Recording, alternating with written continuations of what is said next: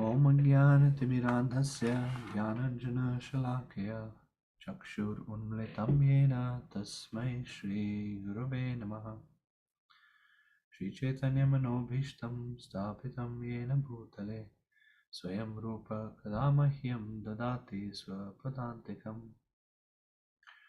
Vanchakalpatarubhyascha Kripa Sindhubhya eva cha Patitanam Pavanebhyo Vaishnavebhyo Namo Namaha Jai Shri Krishna Chaitanya Prabhu Nityananda Shri Advaita Gadadhar Shivasadi Gaur Bhaktavinda Hare Krishna Krishna Krishna Hare Hare Hare Rama Rama Rama Hare Hare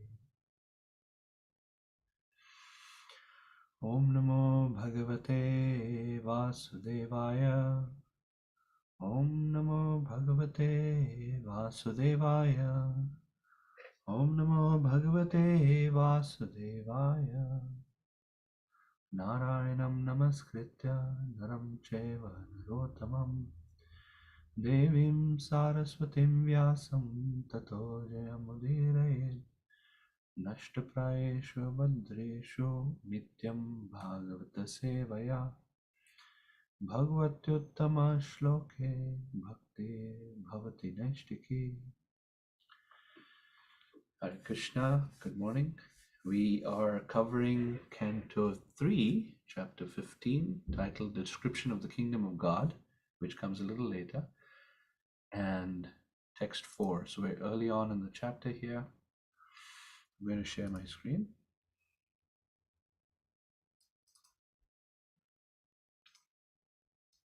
Please confirm you can see it. Someone?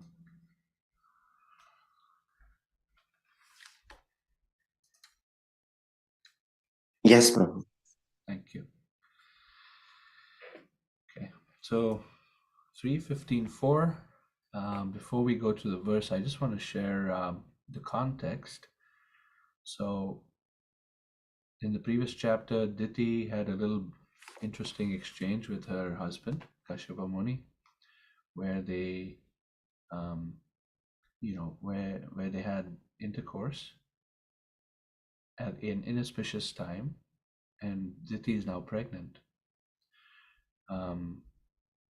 And because of that pregnancy, there is a overcast of darkness and disturbance that the demigods are a little disturbed by that. And this verse, text 4, is the second of their prayers to Lord Brahma, who they have approached to understand and try to figure out what is going on in this weird circumstance. So the verse goes, Deva Deva Jagaddatar Lokana Chikamane Paresham Aparesham Tvam Bhutanamasi Bhavavit. Say it again. Deva Deva Jagaddatar Lokanatha Shikamane Paresham Aparesham Tvam Bhutanamasi Bhavavit. It's a fairly simple verse in the sense that it's using the Anushtup meter, your regular 8 syllables per line for a total of 32 syllables in the verse. And even the Sanskrit is fairly simple. We'll go through it. Yeah, Deva Deva, the god of the demigods, or you could say the god of gods, Deva Deva, Jagadhataha. Jagadhataha, Jagat means the universe or the planet or the material existence. Jagat Dhata. Dhata is Dhatu, is to be a maintainer of. Like the words Dharana come from that, etc.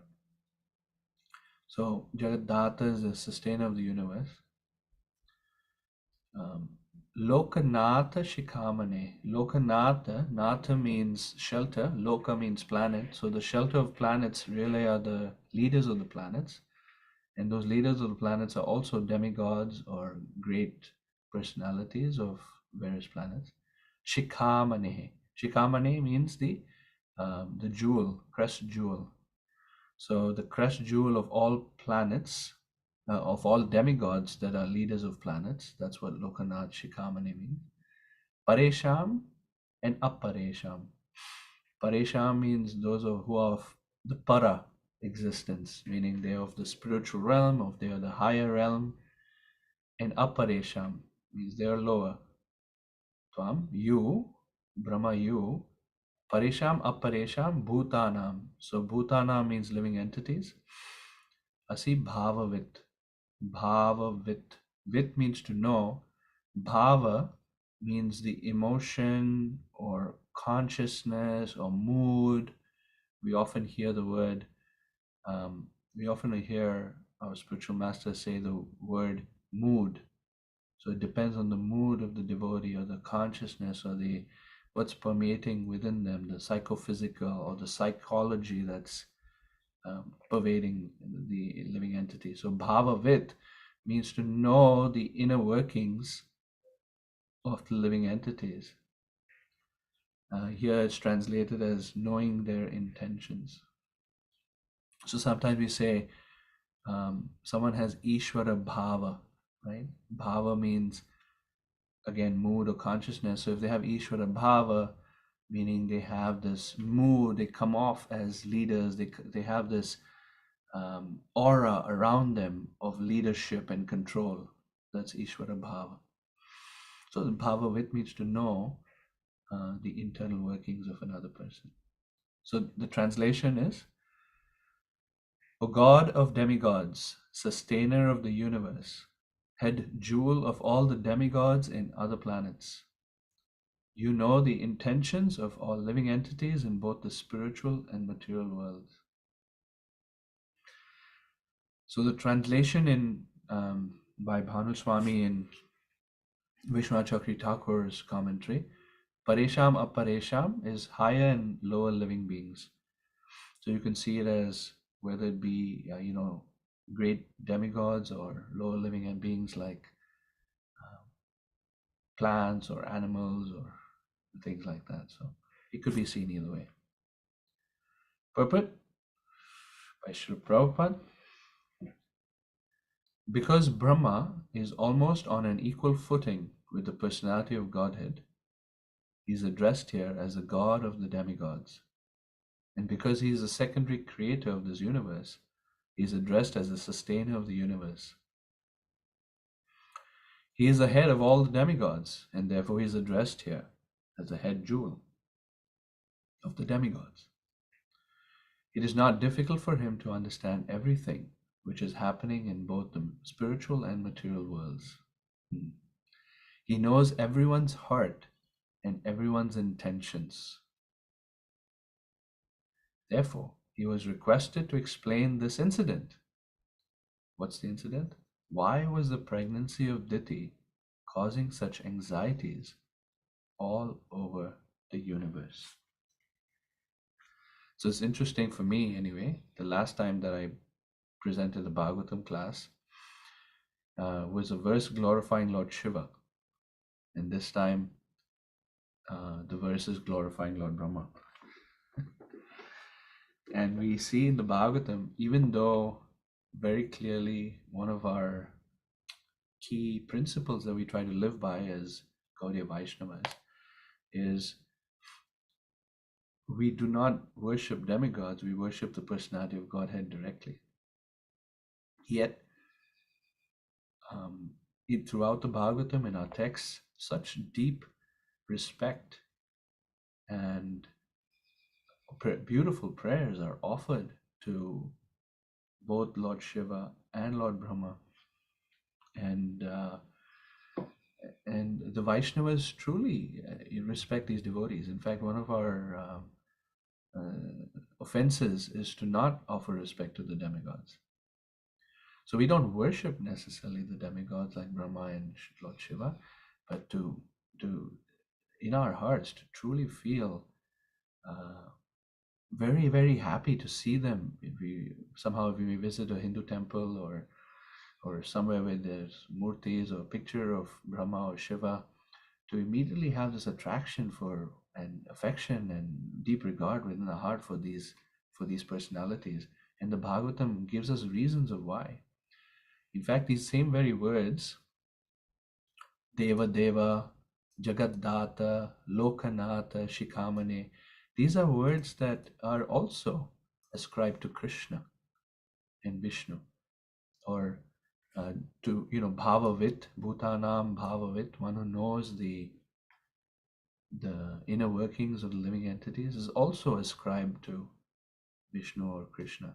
So they are all here. We see how um, Lord Brahma and Lord Shiva are given in the subsequent chapter. In the previous chapter, Lord Shiva was glorified, and in this chapter, uh, Lord Brahma is being glorified.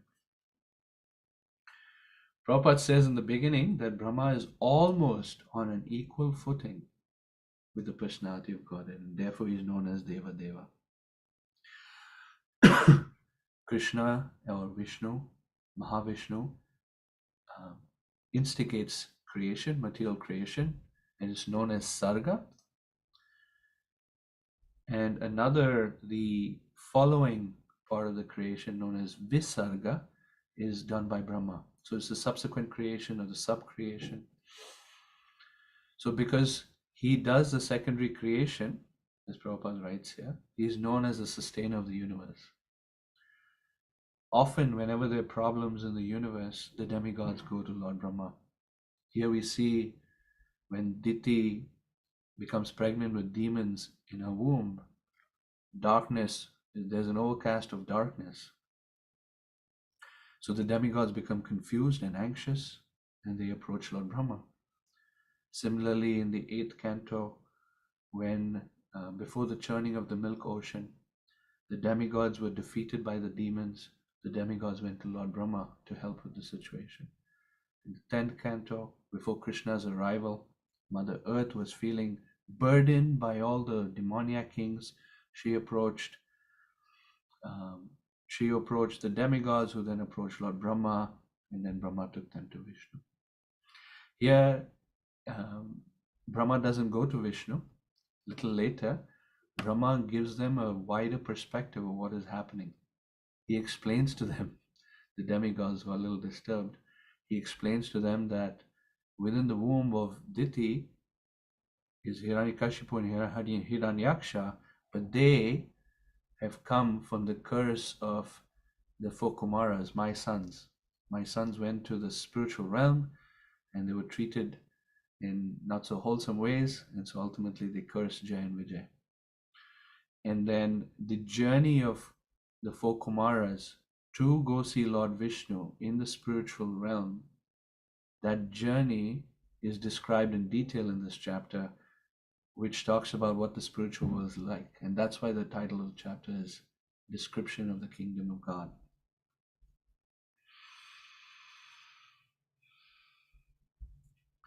So, how do I stop sharing?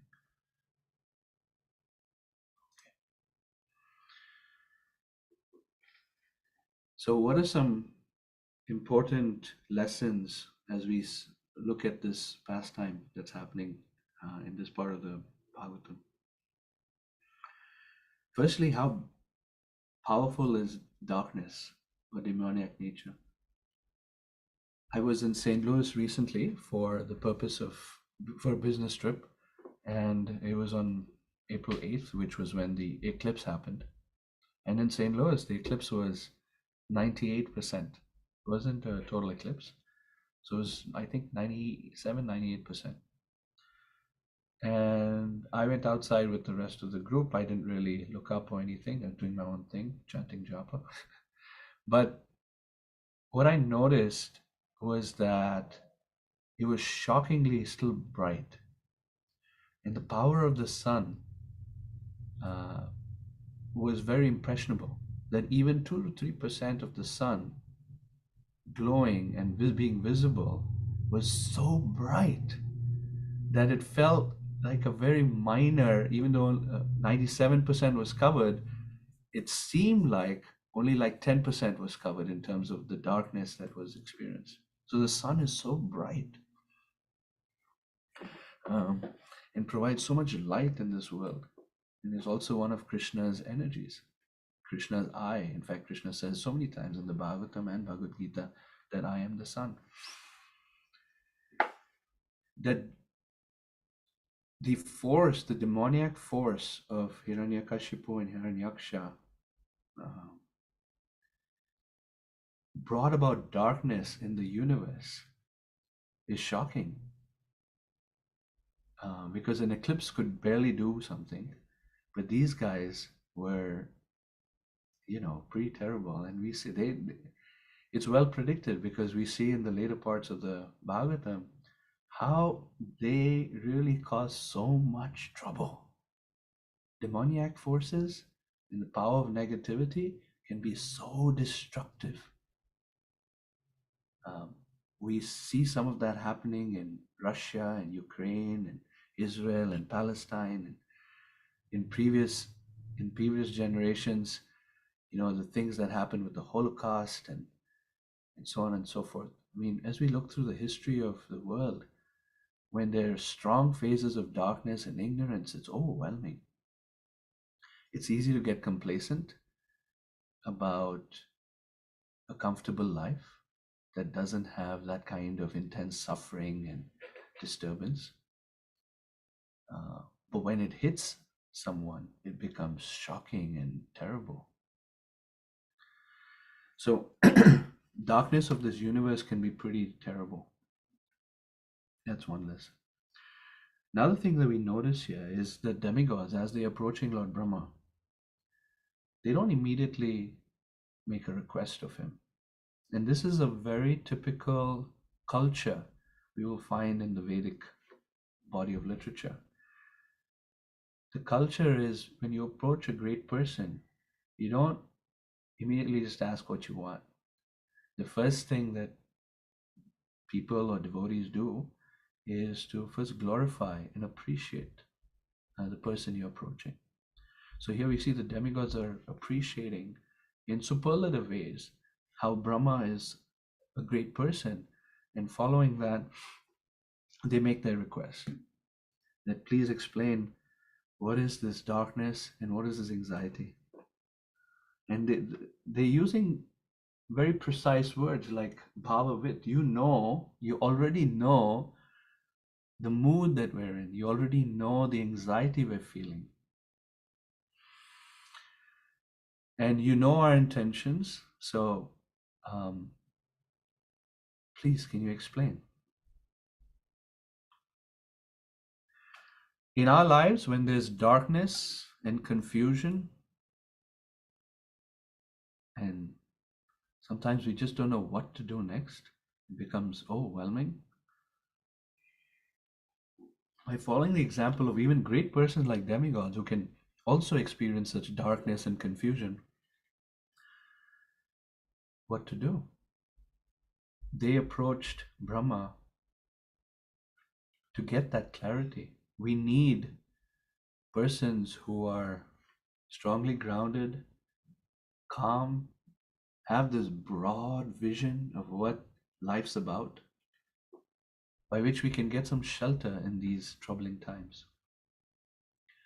The demigods are taking shelter of Lord Brahma. And who is it that we take shelter of during such troubling, dark times of our lives?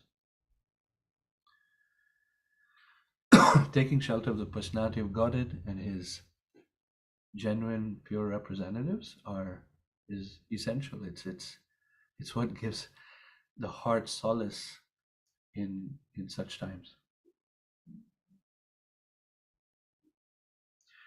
Brahma not only is calm and collected and grounded, he has this broad vision, as I mentioned. That broad vision is he knows what happened prior. Not just what happened with Diti, but what happened prior with the persons who are in Diti's womb. He sees a broad vision that they've been cursed and the Lord will take care of it. So he gives them that assurance by which they feel comfortable to move on with their life. Brahma often in the Bhagavatam comes to the rescue of the devotees when there is these tense, dark moments. In the fourth canto, King Prithu, an incarnation of the Lord himself, King Prithu, he got into an altercation with another great personality, Lord Indra. And Lord Indra and Prithu started to have at it, where Indra was trying to attack the horse sacrifice, the 100th horse sacrifice that King Prithu was trying to arrange. And back and forth without all the detail of that pastime, which is a very, very wonderful pastime, beautiful to study in terms of understanding conflict and how to deal with that. So, right at the opportune time, when King Prithu was about to kill Indra, in fact, at that opportune time, Brahma appears. And Brahma has such wise words to say to Prithu in that dark time that he's feeling resentment, strong anger and resentment towards how can Indra act this way? This is totally unbecoming of him. And in that space of anxiety and pain and retaliation, Brahma arrives to talk about, hey, think about the consequence of your actions. Understand that Indra right now is a little bewildered. He's a great devotee. Brahma has this vision. He doesn't judge Indra. He has this vision that Indra is actually a great devotee and he's currently just bewildered by Ishwara Bhav and some amount of jealousy or envy towards you, Prithu, for doing 100 horse sacrifices, because that's what he did. He was able to do 100 horse sacrifices. You're matching his scale of achievement, so he's feeling envy towards you. But he's actually a good devotee. So he gives that higher perspective, this broad perspective. And then he gives an even deeper perspective about Prithu. He's saying, Prithu, if you don't accept the situation and you try to fight back a situation that seems unjust to you, then that fighting back of that situation makes you deeper into material existence. So Prithu was moved by that powerful message to desist from trying to get back at someone who's sabotaging his work. Desist from doing that, because the more you try to retaliate, the more you go deeper into material existence and material dark, the way he describes it, Brahma says, you enter into dark material thought.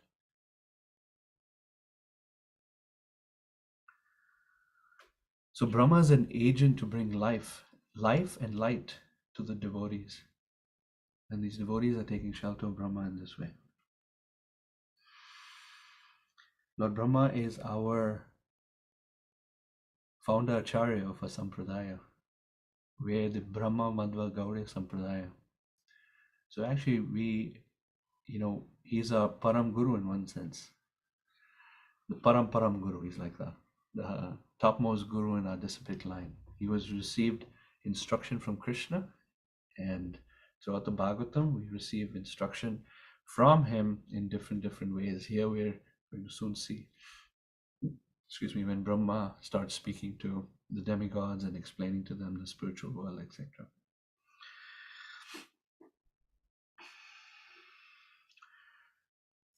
Brahma is being described here as Bhutanam Bhavavid, whether they're higher or lower beings, he knows their intentions. Sometimes when we come to learn the motivation or the intentions of other devotees or other people, one may become judgmental. If we don't see that if we see there's some impurity there, we might become judgmental. Brahma doesn't uh, become judgmental, as we learned with the story of Indra and Prithu. But Brahma is very discriminatory. He has very strong clarity of how people are motivated. That vision of being able to see the motivation of others and not judge, yet being very discriminatory, very tactful in our dealings with others, that ability comes from the purity that Brahma has.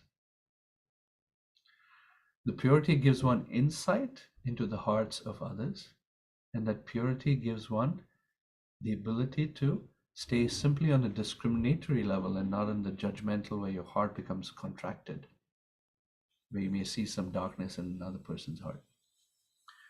This is the kind of heart of a pure Vaishnava. Um, Srila Prabhupada had this mood. He was able to see into the intentions and motivations of others. In fact, the devotees would often comment that they didn't say a word to Prabhupada, but just by Prabhupada piercing his glance through their eyes, they felt like Prabhupada knew them inside and out. And it became so deeply connecting for them that Prabhupada knows my heart. It was shelter to have that experience where somebody knows me inside out, truly, like with love, knows me with affection, inside out. To have that feeling, not just to intellectually know that, but to palpably feel that, is heart transforming. One moves and people start crying. Devotees would start crying, feeling that piercing glance of Srila Prabhupada. Govinda Dasi, one of Prabhupada's disciples, would describe how, first of all, the name Govinda that she got, before she met Prabhupada, she really liked the name Govinda. Her name actually was Bonnie, starting with a B. And she doesn't know how, but Prabhupada picked that name for her. And she's like, Prabhupada knew my heart. Another example that she gives is uh, one time she had created a big, large painting of the Panchatattva that I maybe still in Honolulu in Hawaii. And she and her husband ultimately went to Hawaii to serve Prabhupada there. And she had this desire that Prabhupada bow his head at the feet of Mahaprabhu in that painting. And only years later, in front of her, as she was watching, Prabhupada bowed his head on that feet of Mahaprabhu, of that picture that was hanging on a wall in the Honolulu temple. And so she was like convinced, Prabhupada knows my heart. I don't have to say a word. The same glorification is offered to Narada Muni by Vyasadeva in the very beginning of the Bhagavatam, fifth canto. I'm sorry, first canto, fifth chapter, where Vyasa is feeling this anxiety and pain, a little bit of a prick, you could say, pinprick of dissatisfaction, even though it compiled the entire Vedas and even the Mahabharata. There was something missing for him, and he wasn't so clear what that is. Like we may not be so clear. What is it that's not giving me full satisfaction in my heart? So he glorifies Narada, who by chance just showed up there. Narada does that. And he glorifies Narada, says that you are like the wind, Vayur. Just like air enters into every being and every body, you can enter into the hearts of everyone. And so I don't know why I'm feeling this pinprick in my heart. I do not know why I'm feeling this lack, Something's missing. Please, can you explain what it is and give me the solution of how to overcome it? And Narada gives him beautiful instructions in chapter 5 and 6 of the first canto. Primarily being, you have done interesting things with the Vedas and the Mahabharata, somewhat positive, but it doesn't fully glorify the personality of Godhead. 100% one's attention, 100% to the personality of Godhead. You do this, write one literature that takes one's attention fully to Krishna, where you're 100% facing face to face with Krishna instead of getting distracted by other things of life, by getting distracted by dharma, what one is supposed to do, how one is, other controllers and demigods. Removing all of that attention, take the, the reader's attention that in Kali Yuga is going to be distracted. Take the reader's attention 100% where they can be face to Krishna. That is what will make you satisfied. First, meditate on this subject and then write a literature. So the Bhagavatam was actually already in seed form prior to that. And that seed form was then elaborated by Vyasadeva after his meditation. And that fully satisfied him. In fact, the very beginning of the Bhagavatam says, if you have the Bhagavatam, you don't need any other literature. Srimad Bhagavate Mahamuni Krite Kimba Paraishvara. Who needs any other literature if you have the Bhagavatam? So Vyasadeva reached such deep satisfaction by following the instructions of Narada, who deeply knew his heart. Vyasadeva had that trust. He glorified him. You know my heart fully, and please instruct me. Narada gave the instruction. He followed through, and Vyasadeva was fully satisfied. So the quality we see of Brahma here is the quality of Bhavavit, who knows the intentions of all living entities. And I'll conclude with this. So I started saying in the previous time I gave Bhagavatam class, I fortunately had the opportunity to glorify Lord Shiva because that was the verse. This time is glorifying Lord Brahma. That is the verse. And for both of them, Lord Brahma and Lord Shiva, their shelter is Sri Mahaprabhu. Sri Chaitanya Mahaprabhu is their shelter. That also is given in the Bhagavatam. In the description in the 11th canto, 5th chapter, there's a series of verses describing the Yuga avatar of this age. And the second of those series. So the first one is Krishna Varnam Tusha Krishnam Sangopangasta Parshadam, famous verse describing Mahaprabhu. The second verse is Dhyayam Sada Paribhavagnam Abhishta Doham Tirtaspadam Shiva Virinchinutam Sharanyam Prityatihan Pranapala Bhavabdipotam Vande Mahapurushate Charanarvindam. The second line is Tirtaspadam Shiva Virinchi Nutam Sharanyam. Describing Mahaprabhu, Tirtaspadam, that he is the abode of all tirthas, all holy places. Shiva, Lord Shiva. Virinchi, Virinchi is another name for Lord Brahma. Shiva Virinchi Nutam Sharanyam, that Mahaprabhu is the shelter of Lord Shiva and Lord Brahma.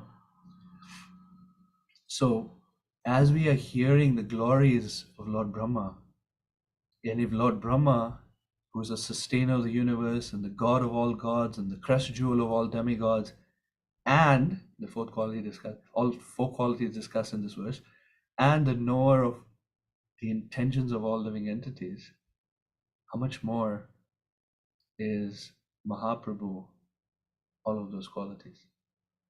How much more does Mahaprabhu know our hearts? So it is very appropriate to take shelter of Sri Chaitanya Mahaprabhu or Krishna. And that's the message of the Bhagavatam. Okay, so we'll pause there and see if there are any comments or questions or reflections from what was shared so far. Anyone would like to share?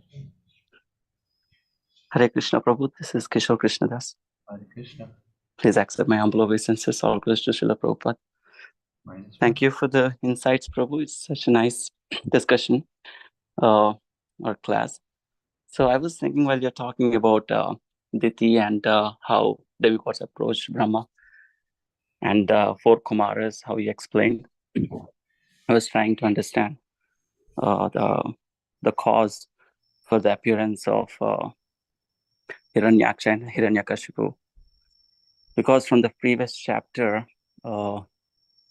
Diti approached Kashyapa for union at such an inauspicious time. That is one reason I can think of. Second is, as you mentioned, Kumaras cursing the gatekeepers of Vishnu. So that one, Jaya Vijaya, that could be another cause. And also, at some time, I heard that Jaya Vijaya also want to serve Vishnu in the mood of the Virya Rasa. Yeah. So that is another cause, could be. So I was thinking this, and also the last time I was reading the story to my kids, and in Ramayana, it was, this story of how Dashratha, even though he's ruling such a nice kingdom, he was bereft of son. So he does this yajna. At the same time, demigods approach Vishnu, and then they request, please come and become a son, or get us to the Dashratha, so that you can kill this Ravana. So this is like a situation like a chicken and egg. What is the cause of whom? Is it? And on top of everything, we know this. Without will of Krishna, not even a blade of grass can move. So, and there is a free will. I'm sorry, I'm trying to bring so many theories, but I'm confused a little bit. So let me say a few thoughts and see if it hits the mark here. But I just want to edit something you said. It's not that without the will of Krishna nothing moves. I guess more appropriate is without the sanction of Krishna, not even a blade of grass moves. Okay. There's a difference between sanction of Krishna versus will of Krishna. For example, we might see that sometimes very atrocious things are done to one another in this material world.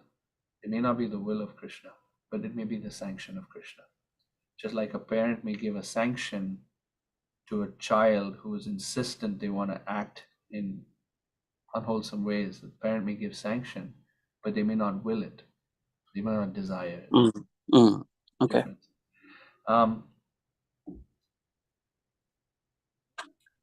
With any one thing, Krishnadas Kaviraj Goswami writes, with any one thing, the Lord is doing multiple things. So when we try to understand, okay, what is, and maybe this is, correct me if I'm wrong, it seems like the crux of your question, okay, which is the predominant reason for events happening, such as Hiranyakashipu and Hiranyakashipu coming to life in the womb of Diti? What is the predominant reason? Because we hear so many reasons. Is that right? Yes, Prabhu. It is with every action that the Supreme Lord does, there are so many reasons. Is there a predominant reason? Who knows? That is in the mind of the Lord Himself. And to understand, according to Krishnadas Kaviraj Goswami, he says that to understand the mind of the Lord is impossible. I'm actually maybe mistaken. I don't know. I think it might have been Vrindavan Das Thakur actually writing like this in the Chaitanya Bhagavat, that with any one thing, the Lord does multiple things. So even with, let's say, the activities of Prahlad, and Prahlad in his prayers to Narsingha, he says, Mat prana rakshanam Ananta Piturvadhascha. Manye, I think. Manye Swabhritya Rishivakyam Ritam Vidatu. So he's telling Lord Nrsingadev that I think the reason you have come and killed my father is because you're trying to prove the word true of Swabhritya, your devotee. Now, he doesn't say which devotee. And our acharyas explain there are 5 different devotees that Nrsingadev is trying to prove the words true of. It could be Brahma. It could be Prahlad Maharaj himself.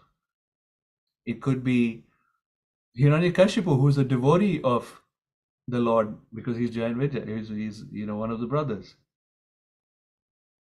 It could be Narada, etc. So there's 5. I don't remember the 5th one, but there are 5 devotees in that one saying that Prahlad Maharaj is saying because of Swabhritya, your servant, you're trying to make his word true.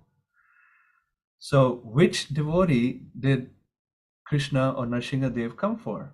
Could be all of them.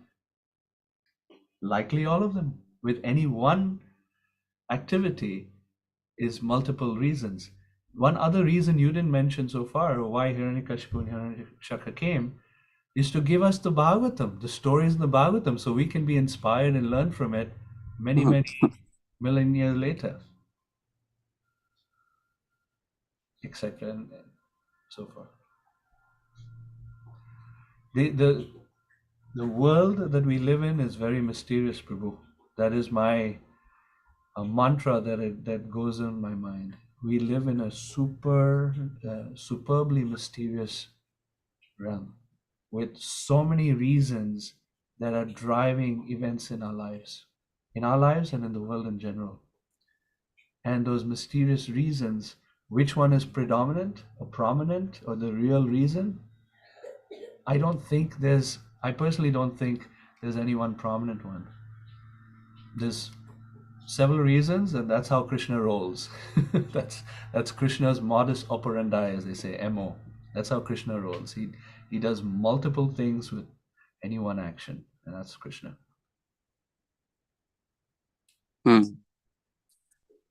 Yes. Thank you, Prabhu. Yeah, it makes sense especially when you mention about Prahlad Maharaj. That is true. Thank you. Okay, thank you, Prabhu. Anyone else would like to share a comment or reflection? Question? Hi Krishna Prabhu. Hari Is the Om. 5th one Kashyapa Muni? I'm just thinking as I was hearing you. Because that doesn't resonate. I don't remember. I was just speculating as he was saying to Diti that your sons will be killed by the Lord himself. Oh, yeah, there you go. That's true. Yeah, I was just saying, Prabhu. I don't remember that being the one, but maybe. Yeah, it's very inspiring, Prabhu. And I was also appreciating, I think the last time also I was bringing this point of respecting the demigods. And it's very nice that you got to glorify these 2 devotees in your last session and this one. 2 devotees and very amazing, powerful personalities. One thing that was striking for me and take away from today's session as you're describing these dark phases, even though they're demigods and they must have done so much to actually go to that state, that position. In spite of that, they also have these phases. And what's important is, for me, devotional service means just somehow focus and be absorbed in Krishna consciousness and nothing else bothers. In one sense, that's what we hear in Bhagavad Gita and Srimad Bhagavatam. But that's my narrow understanding that I'm realizing now. It's not that we will not have those miseries or dark phases, But what do we do in those situations? And the other thing I was sharing with you last night about this third canto, chapter 30 and 31st, I was seeing the similarity of the prayers of conditioned soul, Jiva, within the womb, praying to the Lord. Alas, because of my own, karma actions, I'm ended up in this, though you have given this. But what do we do in that situation? That's somehow very striking for me, because for me, when something happens like that, okay, that's it, I'm done. This is Krishna's will. I just have to suffer. I don't act, take any action or something. But how beautifully you have put the reaching out to those people who have that broad vision and who can uplift us from that dark well.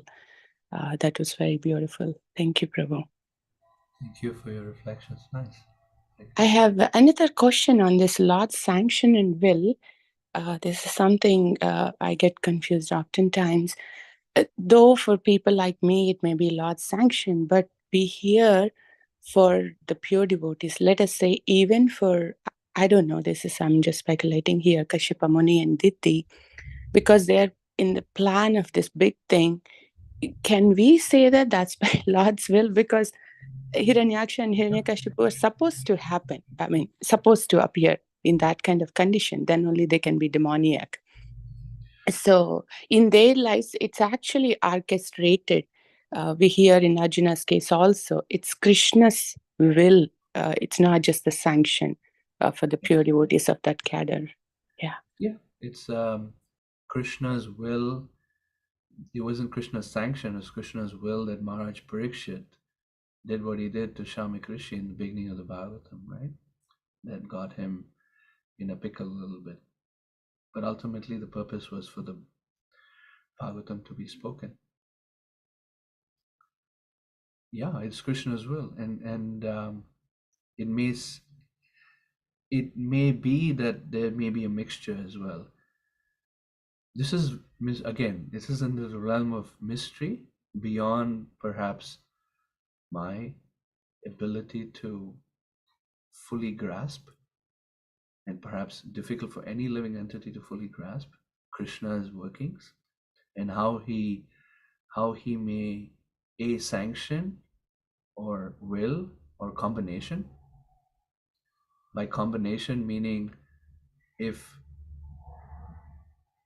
there is a sanction, like it was not his desire that Kashyapa and Diti do what they did, but now he uses that situation to implement a plan that he has. So there's a combination of sanction and will. Who knows how Krishna rolls, but he rolls that way. That makes sense?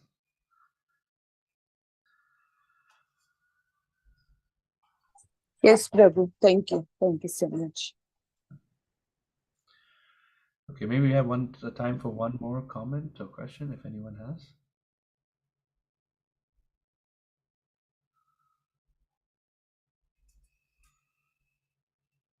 All right. Thank you all very much. Have a wonderful rest of your weekend. We'll connect another time. Hare Krishna, Srila Prabhupada ki jai, Srimad Bhagavatam ki jai.